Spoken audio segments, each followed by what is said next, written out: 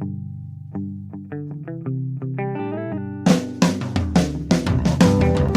only real God is the one that you believe in. Start looking for the God in others. And if you find you're tuning into a wave, well then I don't know much about being saved. Hello, everybody. Hello, friends. Welcome into another episode of Spiritual Philosophy Chatter with the Joneses. I'm Danny Jones. And I am Samantha Jones. And this is episode 177. 177. What's our topic today? This is Death by Design. Ooh. Yeah. Heavy, but Yeah. I'm hoping this will be a mind bender like last week's. The title sounds a little more, scary than I think what we intend. So. Maybe, or I don't know, the design aspect of it almost makes it sound like death by design. Like it's beautiful, but it is. So, I think the word death is the only thing that makes it sound somewhat scary. Yeah, but. exactly, yeah. Cool. Well, before we get into that topic, anything you want to talk about from last week? Yes, so last week we did the illusion of reality, and we wanted to mind bend and see how that went. And so I put a poll up in the group to find out what our listeners thought about that episode. And for the most part, they loved it. There were only 2 people that said liked it. Nobody said hated it.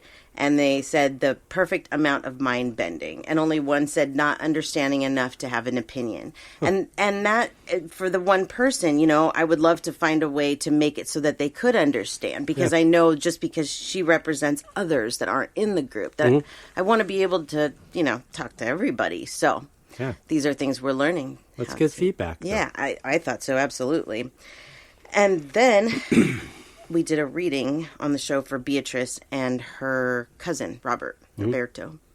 And so this was actually what kind of sparked my idea for this episode, what she has to say. So let me read this. Okay. Good morning, sweetie. Thank you. Thank you so much. I played your reading a few times. I am amazed that Robert came through. I did not know about the diabetes, but he did have several blood disorders, and he had been told by doctors that he would not survive if he didn't take better care of his health. He was an addict when he was younger. And although he had rehabilitated himself for the sake of his boys, the damage was already done to his health. The mother did go back to that sad life. We have wondered if maybe he had gone back to it, but unless my aunt tells me, I don't want to hurt her by asking, and there's no use anyways. I think you were spot on about the kids, especially about the concerns one may have going down the wrong path. Let's see. I have heard okay, wait, I split it up here, sorry. Maybe it's just a matter of time before the path is followed. I'm so sorry. I'm just losing my spot here. I am glad and hopeful by knowing Robert is already helping. His mom and the boys will need a miracle to get through this. I wonder who the family member that will step in is. My husband told me it may be me, and there's no one else. And she says, girl, I am praying he comes up with a better plan. If you remember, I said somebody was going to step in and help with the boys. Potentially the grandmother. Yes. Well, no, the grandmother has them. Right. So somebody that's going to step up and help to take care of them because the grandmother is like 80 years old. Right. So, okay. So then she said, I am enjoying my empty nester life right now. Thanks again. This has meant a lot. So something that I did not say in that reading because I really didn't want to open up the can of worms yet, but since she brought it up, is the fact that I did feel that it was her. Right. And sometimes that's just how things go, It's the best that he can do for his kids. And Beatrice, if you're the best, and that's what he wants, But what was interesting is she also sent this. She said, the week before my cousin passed, I did a spread of my oracle cards for the first time in several months. I got the happy family reversed. I'm sharing the meaning. To be honest, I concentrated on the last sentence because my son is getting married in November. But look at the paragraph about the ready-made family. And in this oracle card, it actually says that she will be getting a ready-made family.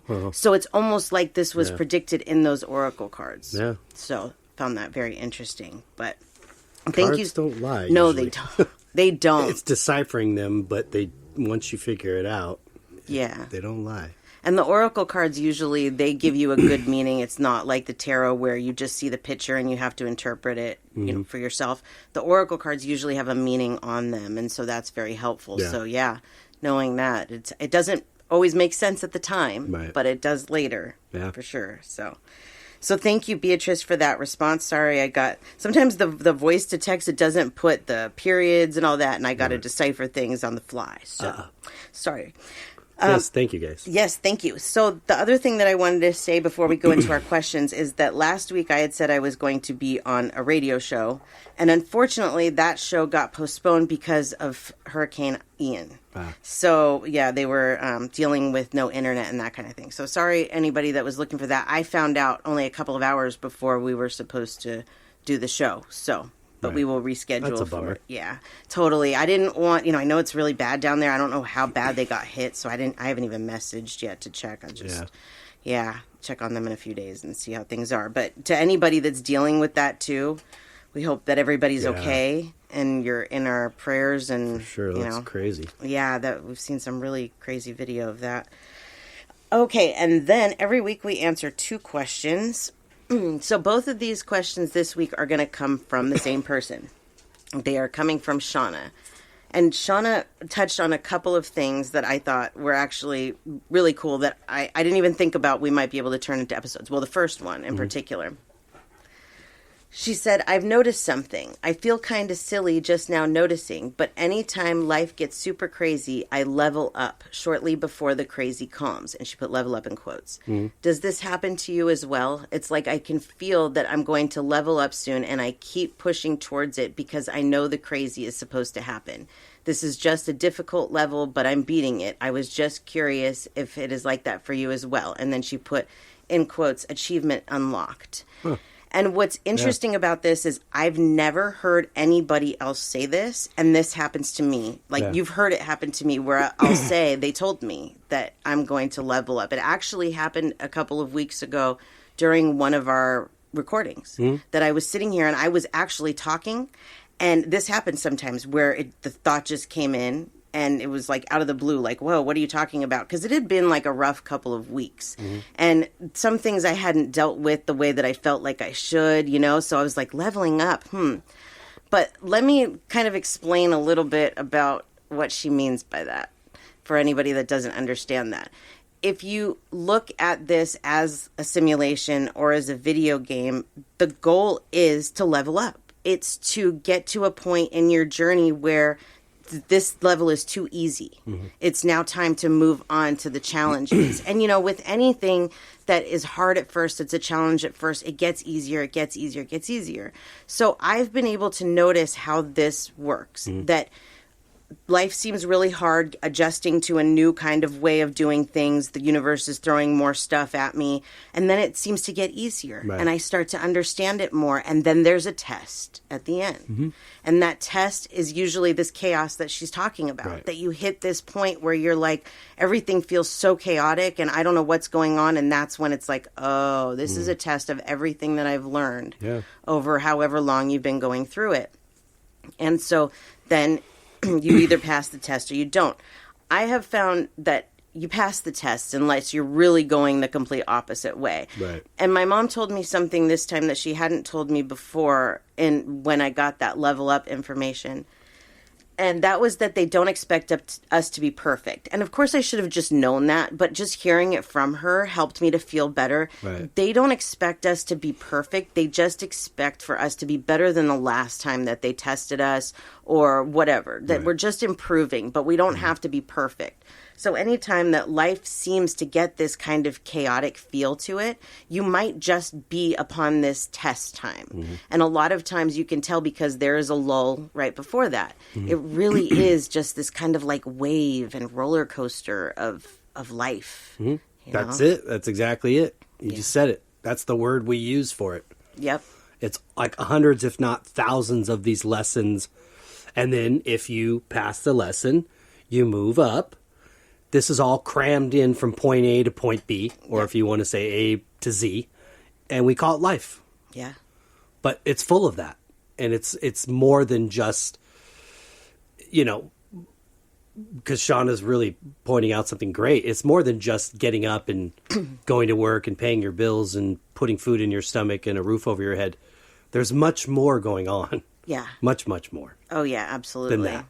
It's our job to look deeper within this, those things in our life, the facade. Yes. Of what we're kind of sort of educated to do, by meaning get up, go to work, come home, make dinner, that whole thing. But there's all these things crammed into that each day to learn from.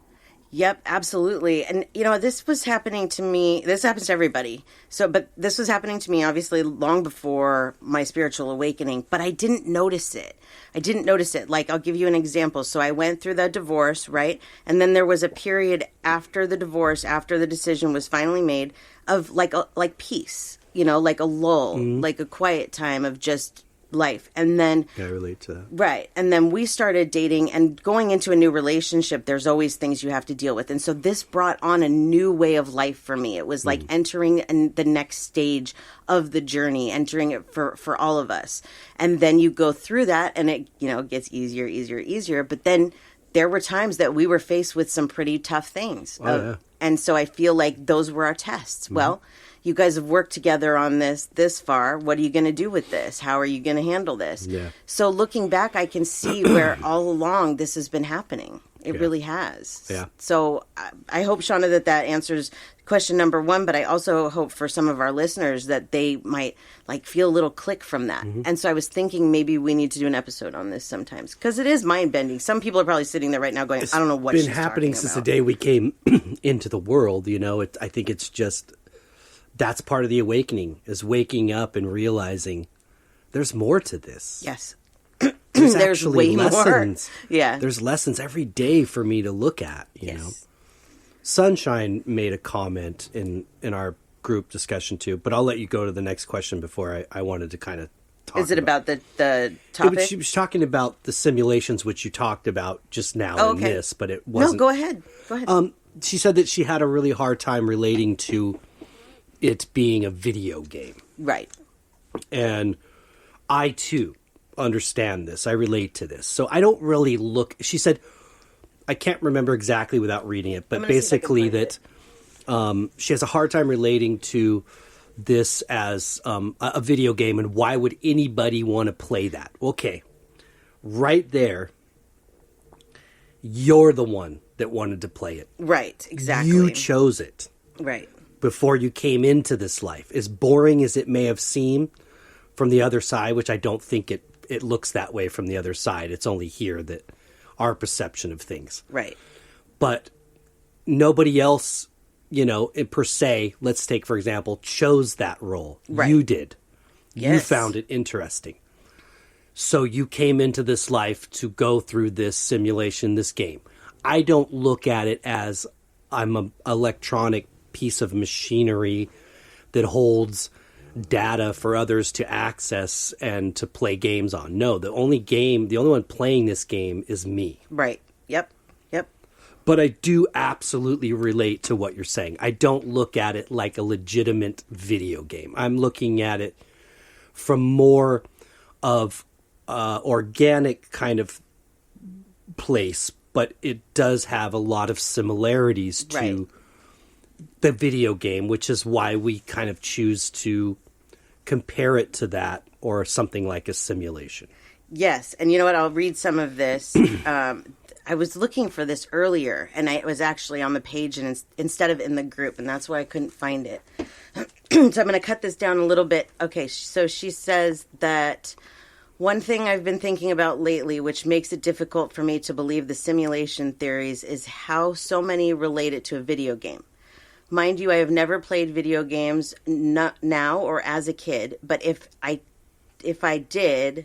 take what I know from them and apply them to life, this would be the most boring video game ever. As of lately, that was in all caps.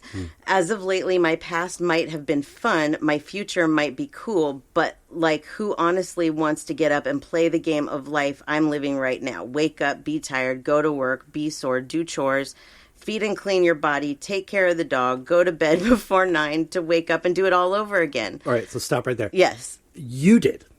Yes. You chose it.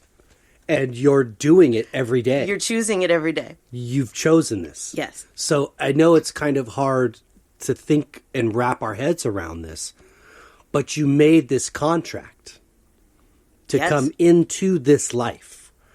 There is a reason why. If you've discovered it, I think you're on to it a bit, just from the energy that I get from her. I think you're on to it. So I don't think you have anything to worry about that. Yeah. As far as that's concerned. Yeah. But you chose to do this. Yep. And as boring and mundane as it can be, and again, that's from our own human perception, you again chose this life. Yeah. This game. Yes, you did. And it's all yours. And I totally understand how looking at it as a video game might be difficult. So you can look at it as a movie or a play. Same thing. Same thing. It's a simulated thing. Yep. You know? That might help, though. I know sometimes people... if movie's better for movie you, or that's play. great too. But they're very similar. Yeah, you're the main character, and you have to guide this character through life. And yes, there are times where it's very, very boring, and that was that kind of in-between time that I was talking about. And a lot of times you'll hear things, or like people that'll say, enjoy that time, because that's the time before the storm or after. Right. So that's your time to rest. That's what the universe is giving you to rest. Yeah. And I've been stuck in that so many times. We both have, and we'll sit there and be like, man, it's just boring. And it's like, okay, this is a lull, though. It's a lull. That happens. But you're right. I mean, like you said, Samantha, that you're the main character. But not only are you the main character, you're the writer and the director. And the screenplay is being written as you go, because you can choose to not follow the path that you made the contract to come in this life for. Yes. Which means you would be rewriting the script, but you're writing it subconsciously as you're going along. Yeah. And you can rewrite that at any time. Yes. So you are everything within this production or this movie, besides the other role players, which have been chosen by you and together as a group to come in and fulfill something that you felt you needed to fulfill. Yep. Absolutely. So I related so much to the struggle. Movie was a much better concept for me to wrap my head around than a video game. Yeah. But when I think of us in terms of computers, I see similarities. Mm-hmm. And it's not surprising, because we as humans designed computers. Yep. So they often sort of function like our minds do. Yeah, that's right. In a way. Yep, for sure. Anyways, I just wanted to address that. No, I'm glad you did. I felt really compelled by her input, and I liked it. So I'm glad you did, yeah, because I had been looking for it. So thanks, Sunshine. Yeah, thank you, Sunshine. And Shauna. Yeah, and thanks, for that, Shauna. For that question, Shauna. And then we have her second question, which is, why do we have ancestral traumas? I understand why we have past life traumas, like the one I'm currently working on. Also, this shadow work I'm doing sucks, but it's definitely helping me more than I expected. Just curious why we have ancestral stuff, unless I am one of my ancestors and it's just past life stuff instead of ancestral stuff. Sorry, that was just a random thought that hit my brain. But I thought it was a very good question. Yeah, I think it's a very good question. I can't honestly answer the question of why, besides the fact that it has a lot to do with our lessons and working our way up and that type of thing. But I definitely believe in ancestral karma. I believe that we can heal it, and that's what we're supposed to do with it. That when something happens in your family line and the next person in line does not change it, they repeat the pattern. Right. You're just carrying on the ancestral karma. And I can't help but think, what were these roles of these souls before this life? Right. So does that have something to do with what's going on in this life? Right. Is something that happened in a previous life where maybe roles were reversed. Yes. Or different, or just changed. So you have, I think a couple things that you said, for me, I believe, is you do have trauma from other lives that you carry around that you're not really even aware of consciously. And then we have things, contracts and things we've done with each other in other lives that we come to another life to try to repair what was done previously. Yes. Are you actually an ancestor from a previous life? A different person? I think you're still you. Yeah. You're still you. So I don't know if you were Aunt Sally. I don't think that. No. That's my personal opinion. I still believe it's you and Aunt Sally. And if there's going to be a role reversal, that'll be in another life. And you'll be the aunt. Right. Yep. So. Yep, I agree. We did an episode on healing ancestral karma, number 85. And I think that that's important, especially if you are doing shadow work or you're into any of this, because it does make sense. It does, like, my mom had a drug problem, so did my grandmother. Okay, well, I'm going to stop it right here. I'm not going to, and an alcohol problem. I'm not going to carry that on. I'm breaking the ancestral karma. I don't know how it works. Marina's my stepdaughter. I'm not sure how it works. Right. It's soul family, so she might take over that. So that's why I want to make sure that I can break as many of these things as possible so she doesn't have to carry them on. Right. And I look back now at my life and I see how I have been faced with the same challenges that my mother and my grandmother faced. Right. Almost to a T.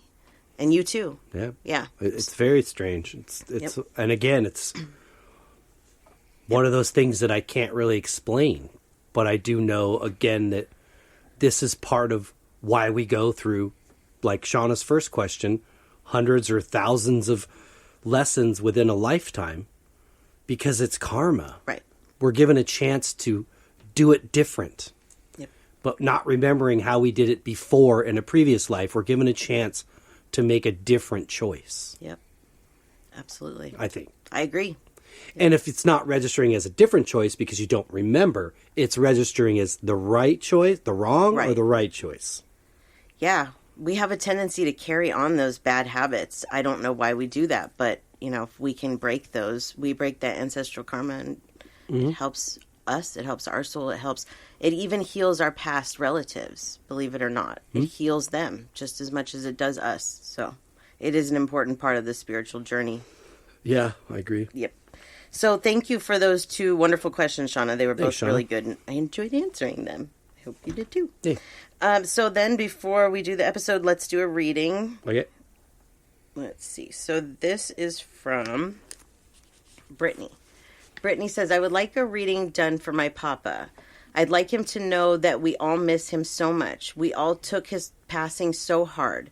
He was the center of our lives. Has he reunited with anyone in the afterlife?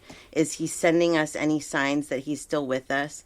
Dad says he hears you sometimes in the house. Personally, I think he's taking your death the hardest. What do you think of David's current health issues? I wish he could have been here for our wedding and to see his newest great-grandkids. I'd like to know that his memory. I'd like him to know that his memory lives on and forever will. Send him a kiss for all of us. His name is Carl, and this is her grandfather, Brittany's grandfather. This is the girl that my sister works with. She owns the grooming salon that my sister works in. Oh, okay. And Amanda, my sister, was talking about how she was listening to the radio, and all of a sudden Brittany started tearing up. And she had already, Amanda had already asked me if I would do this reading, and she didn't tell Brittany that yet. And she said, what's wrong, to Brittany? And she said, this is my papa's song. And Amanda said, well, that's because he's telling you that he's going to talk to you, because I just asked my sister to do this reading for you. Oh, that's cool. Yeah, but that's how it totally works. Right. Like, she would never have recognized that this was him trying to say something to her, that it just randomly came on the radio. It doesn't randomly come on the radio. It's amazing what they can do, for sure. So let's talk to Carl and answer some of these questions for you. Carl was, for his age and his generation, he was very, very hip. He wanted to stay in sync, or at least know what the kids were doing. Like, he wasn't going to dress like them or act like them, but he just wanted to stay up on things. And that was one reason. Like, he loved his relationship with you. And I don't know if he ever expressed this to you, but one of the things that he's telling me is that you helped to keep him young.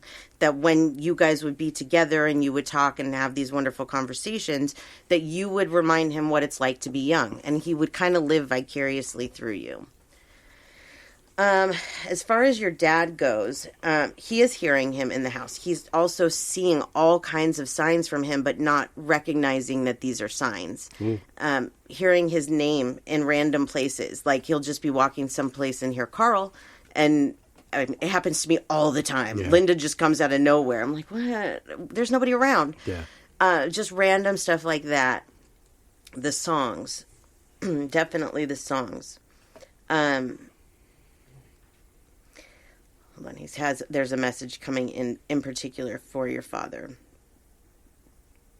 So he wants, there's something going on with your dad that he might believe that he's going to pass the same way Grandpa did, or something about this has made him fearful of death, because what Grandpa is saying is this is a great episode, if he's into it, for him to listen to, because it will help him to understand that death is not such a bad thing. Like, right now, he's in this place of grief, but he's also in this place of fear of what happens next. Where did he go? What's happening? Did he go to a good place because he was a good man? All of these thoughts are going through your dad's head. And with the grief on top of that, it's very hard to be able to handle both of those things at the same time. I think that happens to a lot of people. It's like death almost makes you consider your own mortality and what could happen and that kind of thing. Yeah. I think it does it to everybody. Yeah. So please tell your dad that he's going to live a much longer life. He's going to live actually longer than your grandpa did. That doesn't give him permission to go out and do stupid stuff or eat stupid things so that, he gets big or whatever. He still has to take care of himself. That's the free will that you can do to make yourself go the other way. Right. But the path that he is on, and the one it looks like he will stay on, he will live a longer life than your grandpa did. Grandpa also wants you to know that he sees everybody. He sees the whole entire family. So even though he's not actually there physically to see your children, he sees them from the other side. And he knows that he's a great grandpa, and he actually sends you little gifts for them. She just recently had a baby, and so I feel like there were some things, and you'll have to let me know what they were, but he's showing me a few random gifts that just came out of nowhere. Like, that's funny, where'd that come from? Or this is the perfect time for this to show up. And they have a wonderful way of doing that. So he's saying that there were a few of those things that he did. He's not telling me, and I think he's not telling me because he wants to know if you know what they were. Like, he could easily tell me, but let's see if you know what they were. So I'm excited to hear. But let's see, any final things from Grandpa? Oh, David's current health. That's his son-in-law.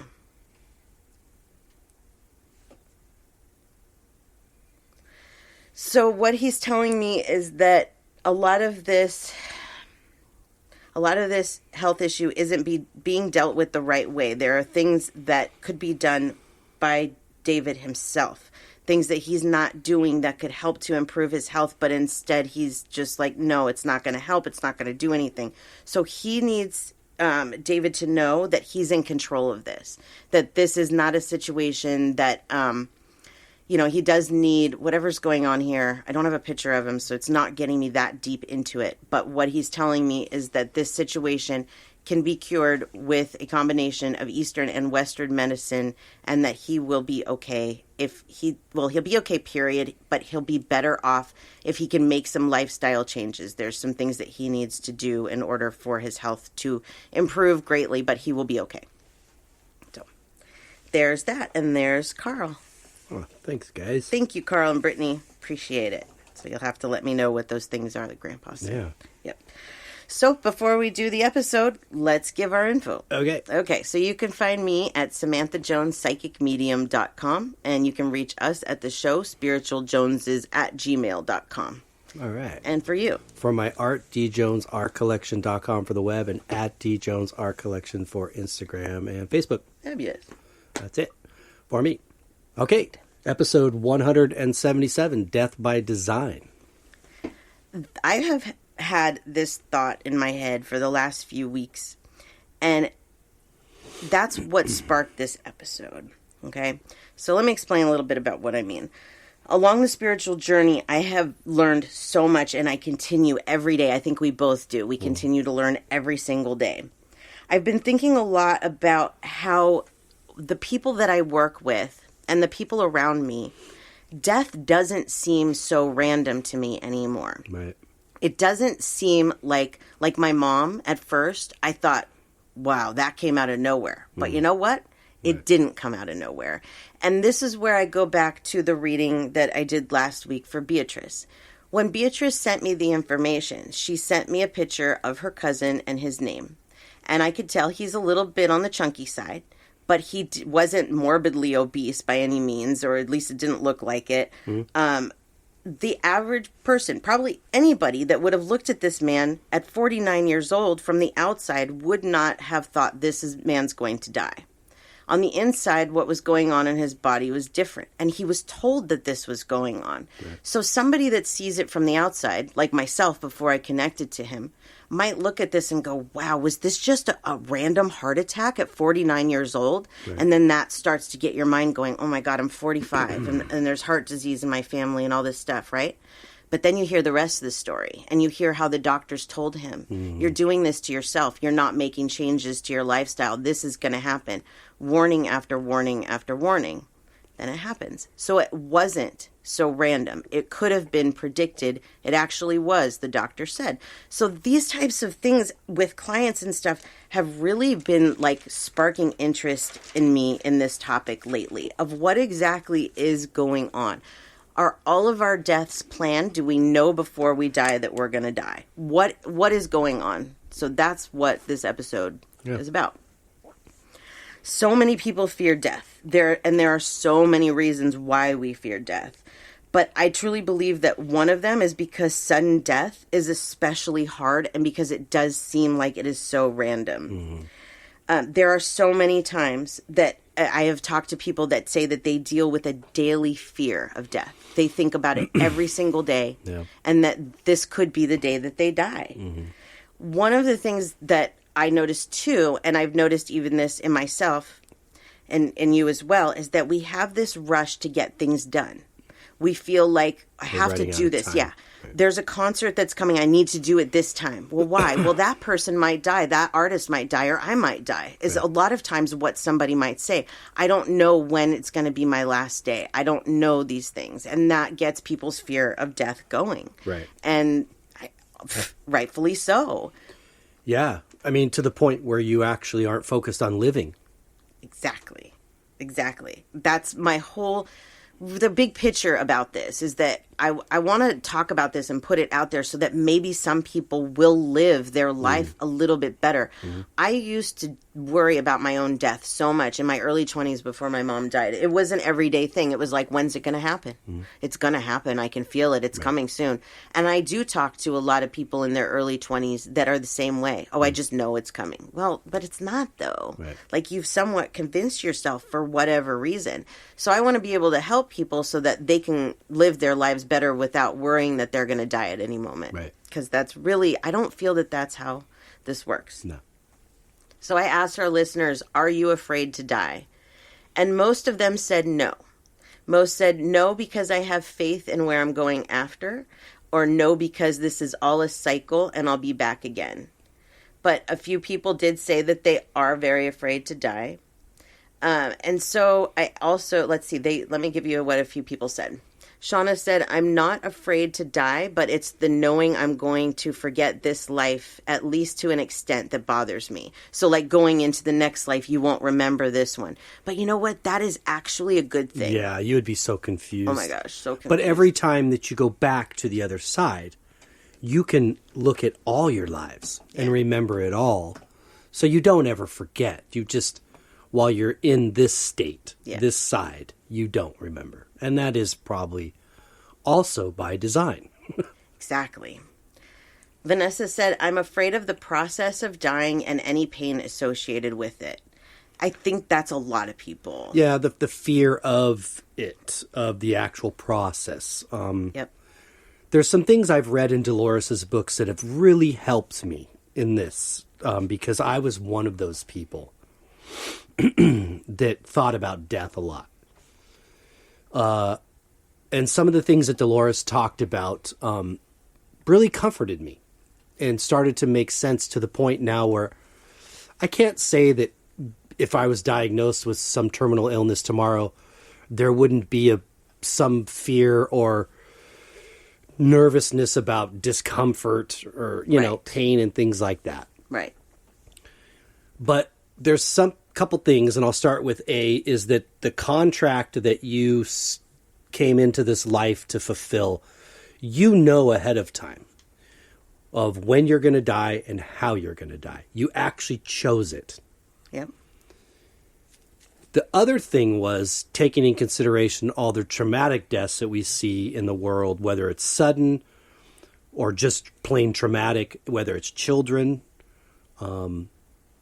animals. I'll stick with people right now, but animals is in there too. Is that we, in this contract, when we came and before we came here and we decided what we're going to do in this life, and we learned how we're going to die and when we're going to die. How do I try to put this in words that's not going to confuse people? We can choose to live that out. So if the contract was, I'm going to die a natural death at 93 years old in a hospital bed, I can choose to actually fulfill that and go all the way through the death process. Yes. If I want to feel it. Right. If I want to experience it. Mm-hmm. If I fall from a 50-foot building and I'm plummeting to my death, I can experience what it's like to actually hit the ground and die. Right. Or I can leave before it actually happens. Yes. Before I actually take my last breath as a 93-year-old in a hospital bed, I can leave. Yes. Before I hit the ground from a 50-foot building, 50-story building, I can leave my body and call it off then. Yep. I don't have to experience anything I don't want to. Right. But I'm going to tell you, we all experience it all. Yes. We will experience what it's like to be killed by somebody else. Mm-hmm. We will experience what it's like to kill someone else. Yep. What it's like to kill ourselves. We will experience it all throughout all these lifetimes. Yep. That's the purpose of why we come here. Yep. So Dolores said a lot of these things, and I was like, wow, I'm not so scared. Yeah. And then one of the other things, and this is a resounding thing that's in all of her books when it comes to crossing over, is that every spirit says that dying is as easy as breathing. It is. Yeah. It's as easy as breathing. Yeah. How much thought do you put into breathing? Yeah. I don't. Yep. It just happens. It's reflex, yeah. So I tend to take comfort in these things that have been shared with her through her work from the other side. Yep. That's, to me, that's where the truth is. It doesn't exist here on Earth. Yeah. The truth is there, but it is available if you can find a way to, what we're doing is pull that veil aside and take a closer look at what's going on here. Yeah. And that this is all by design. Death is part of the experience.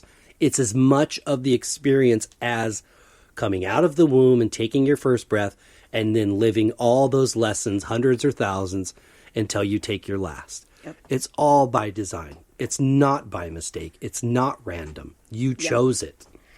I'm going to give a couple examples. One of them is our friend Michael that was murdered earlier this year. I want to say a month or two before Michael died, we were talking about him, and I was told that he was going to die. They didn't say anything about how. They actually said, they told us to loan him money, to give him a plane ticket to go home to Canada to be with his mother, which we did. We offered him the money. But he declined because of the situation with his family. Yep. And then, a couple of days before he was murdered, we were mostly you were brought into this situation. And you were called, and there were things going on. We called 911. This whole thing happened. So when he was killed a couple of days later, it was not a complete shock. No. As much as it sucked, there was warning that came with it. There was a buildup. you can go back farther than just those couple of months and look at the buildup in Michael's life. This issue with his son had been getting worse and worse, and nobody was dealing with it. They were just allowing it to continue. Yeah. Something had to change. So Michael would have died whether he went, this is what we were told, whether he went to Canada or not, he would have died. But he chose, his soul chose to die the way that he did to protect his ex-wife from her being the victim. Because if he would have gone to Canada, she would have been the victim. Okay, she now is on a different path and will experience something different, but she is deciding her own death. This whole thing was arranged.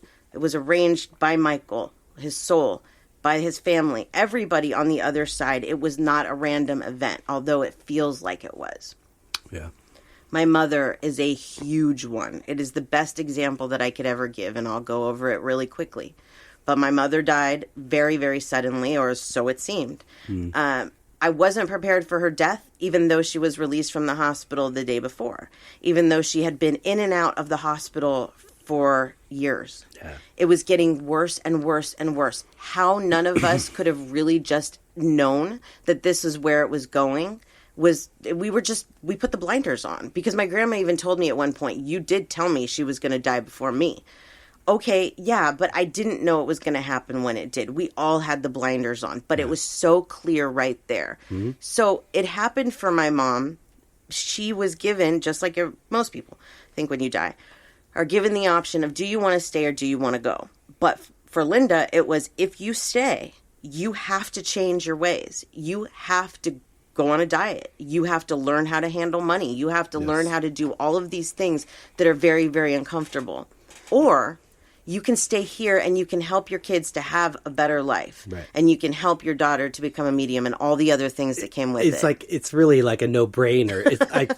I feel like she's like telling me that. Like, it's like, it was a no-brainer because all the other things were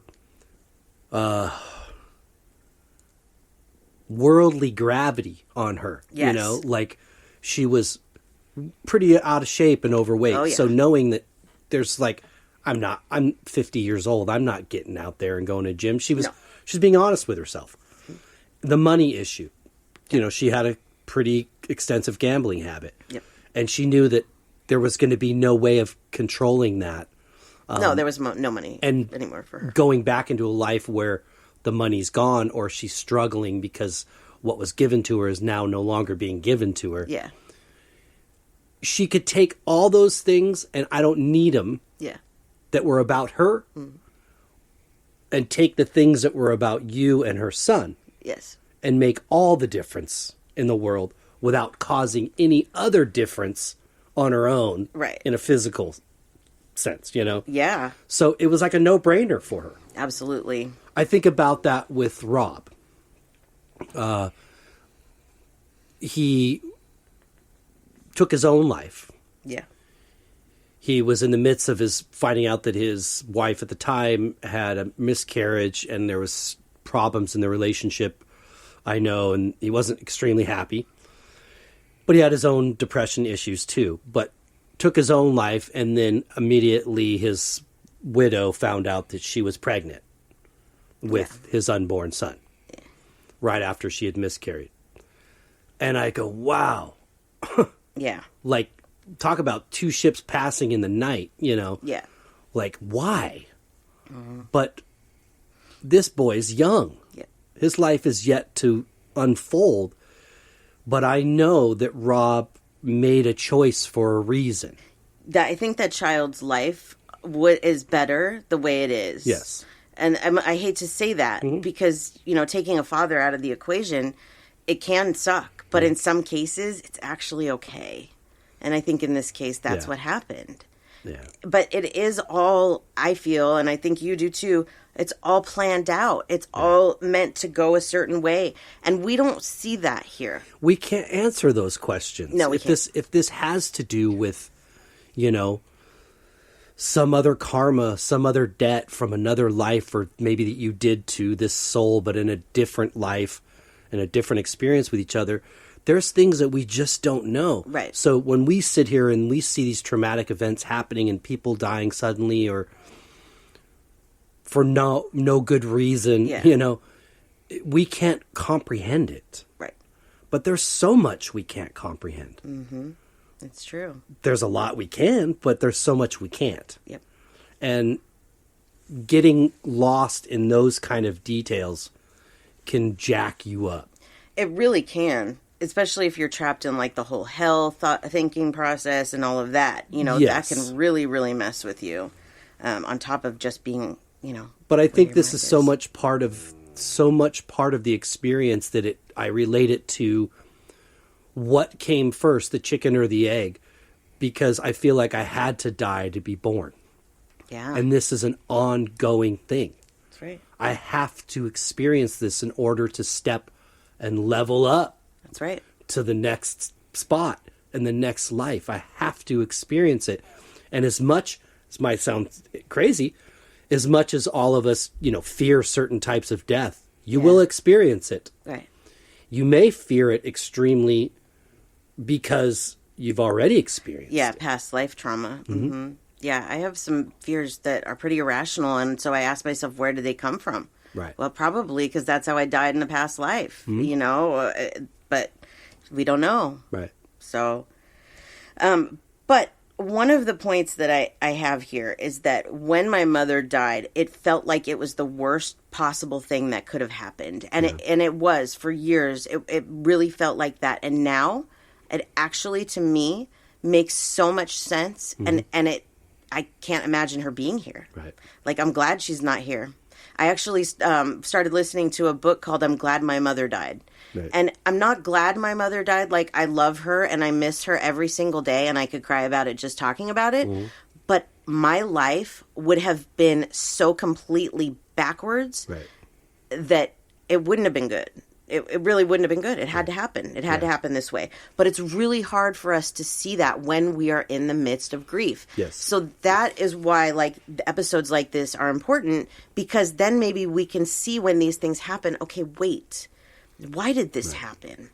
At the moment, like you said earlier, your perception of what was going on wasn't allowing you to see that this is where it was headed. Right. Now, you can look back and you can see with a different perception. Mm-hmm. It's very obvious that's where it was headed. Yeah.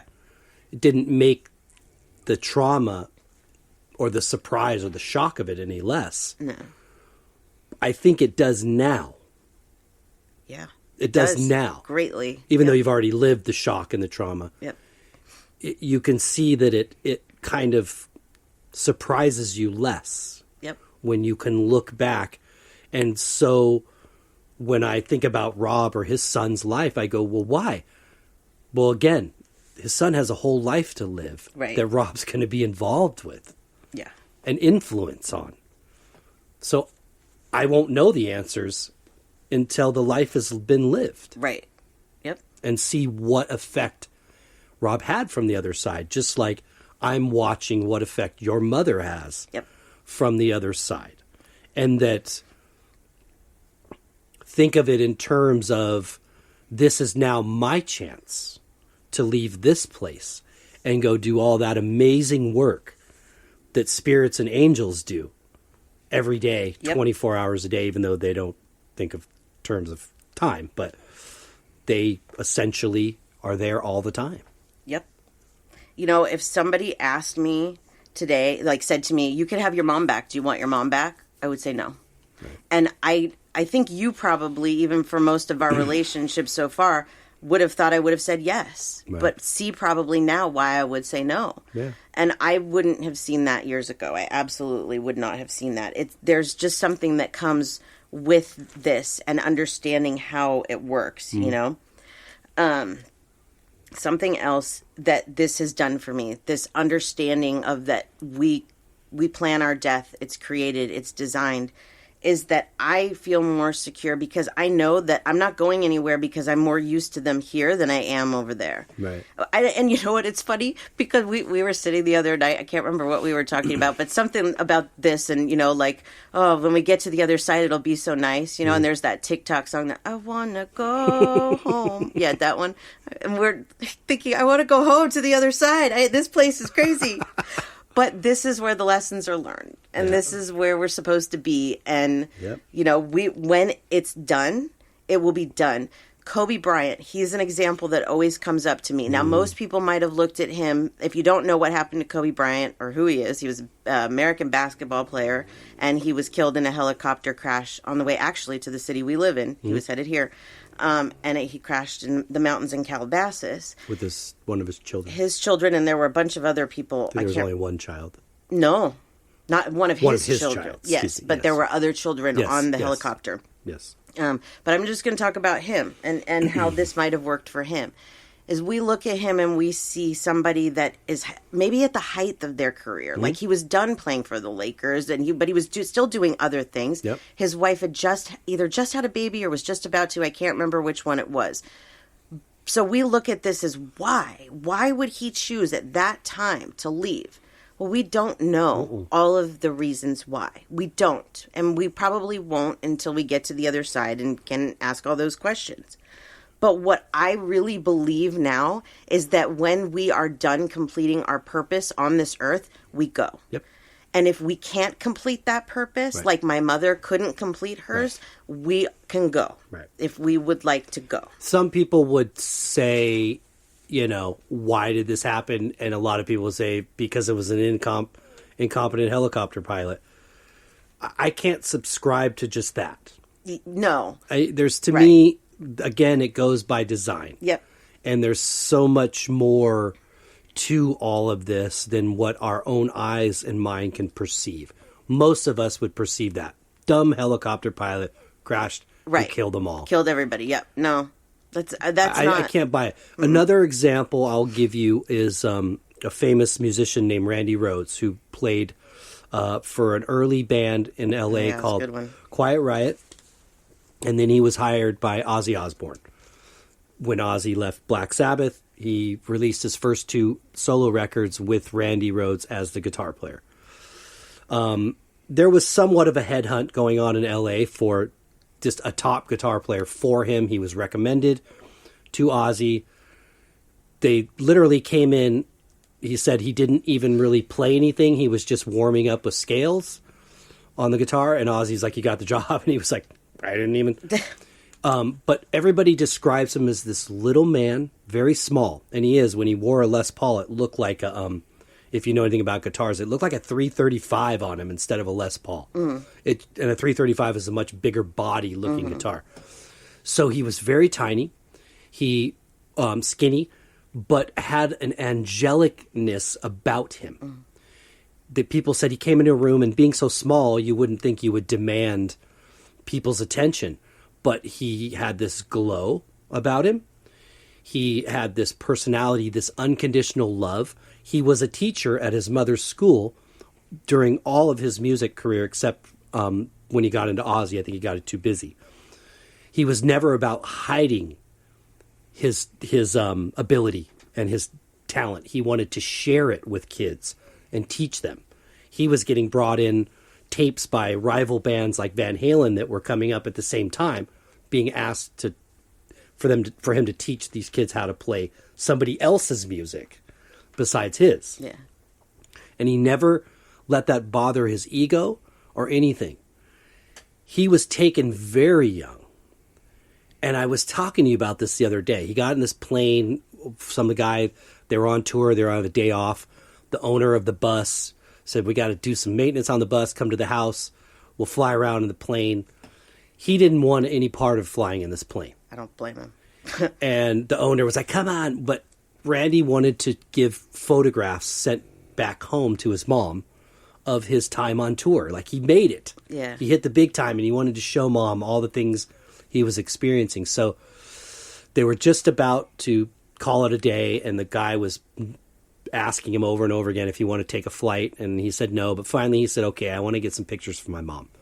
But no funny business, because the guy was dipping down and buzzing the tour bus, where I think like Ozzy and some other people were inside of.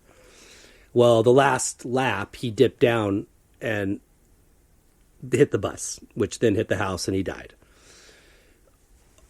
But this guy was, at the time, known as a master of his craft. he was, from what I understand, was at the point where he was already planning to leave Ozzy because he needed to go to the next level. Yeah. He had already accomplished his goals of being in a huge rock act. He wanted to focus more on classical music, which you hear his influence in it. But I felt like he had done his time. He had done everything he set out to do. Yeah. And he treated everybody with so much love and compassion. It was just his time. Yeah. He chose that. He chose it, but why? We don't know. But we don't understand that. Mm-hmm. Nobody understands it. And he left a legacy that today still musicians are following in the footsteps of. Yeah. Trying to recreate the magic of what this guy did. Yeah. Why does any of this happen? We don't really know. We don't know, but there's always a chain reaction to every death. It sparks different things in other people's lives. Mm-hmm. And so I believe that has something to do with it as well. It does. Whatever it is, like Kobe's probably really helping his own children now. And, there's a lot of things that he can do from up there that he couldn't do here. Whatever it is, we may not understand it here because we are humans and we think like humans. But there is a lot more that's going on out there than we know. And I think it's important for all of us to take a look at this and to say, well, where am I in my life? Am I at a point where, I've accomplished everything I want to accomplish?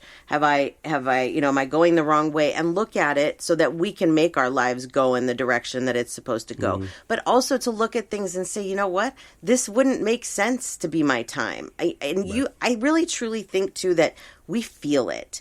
We are out of time, but I think that next week we should continue this. Maybe it doesn't have to be death by design, but talking some more about death, because I have a lot of stories from people that we didn't even get to. Okay. And I think that it's important because sometimes we are trying to tell ourselves that we're going to go. And I know that sounds weird, but I really believe that it's our higher selves kind of warning. Mm-hmm. Before my mom died, all of these things were happening to her that were freaking her out, that she was like, I gave her a Bible, a Thomas Kincaid Bible. She opened it up. The first page she opened to was like where you can put deaths in. Yeah. And she was like, oh my gosh, I just opened it to death. And then one day she called me and there were 2 dead birds in her front yard. And she's like, that's an omen for death.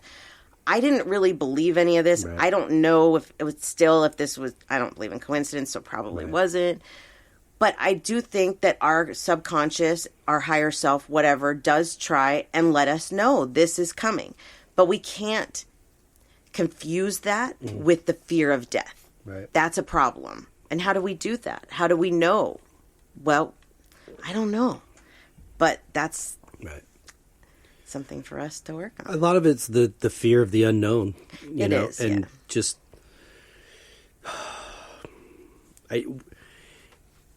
we all look at it maybe differently here. Not all, but a lot of us look at it differently here. But when we get there, we all see it the same. Yep, I agree. So, I I try to comfort people as much as I can in this because it was a tough thing for me, in life, trying to wrap my head around it. But it's part of the experience. I'm going to throw one of these out there because I can see it coming, one of these passings. And I don't think that this client listens to the podcast, but I'll alert her anyways. I have a client whose husband has been sick for a long time. He had, I can't remember if it was a leg or an arm, but he had something amputated. He has diabetes. He's got heart problems, in and out of the hospital constantly. I think it's this weekend or next weekend that his daughter's getting married. Oh, yeah. And I've really been feeling like he's been holding on for this. And he's probably going to go shortly after, is my feeling on it. But you know what? Another thing that's happened here is that his wife has said that she's ready. She's ready for him to move on to the next stage. So now it's just time for him to say, okay, I saw my daughter get married. Right. My wife is okay with this, and I'm going to move on. My grandma did the same thing. It's so weird how it works, but it really does. So I put that out there so that when it does happen, I can come back and say, see? Yeah. Yep. He was waiting for that. Very cool. So we'll talk about this more next week. We'll do the stories because so many good stories. Thank you, everybody in our discussion group, for the stories you sent. I don't want to... We'll do part 2. Yeah, we'll do a part 2. So awesome. Yay. Well, before we wrap it up and say goodbye, do you want to share your information one more time? Yes, you can find me at SamanthaJonesPsychicMedium.com. It's just a little over a month and a half till my radio show starts. It's very exciting. Yay. So, yeah. And then if you want to reach us at the show, you can email us spiritualjoneses@gmail.com or find us on any of the social media platforms at Spiritual Joneses. Yay. And you. One more time for my art, djonesartcollection.com for the web, at djonesartcollection for Instagram, Facebook, and TikTok. Fabulous. Well, great job today. Thank you. You too. Thank you. We hope everybody did get something out of this. Yes. Maybe ease your worry a little bit. Hopefully. Yeah. And like we said, next week we'll get into some of these stories and a little part 2 of it. Sounds good. Cool. Well, we hope everybody has a great week. That we do. And until next week, Peace and love.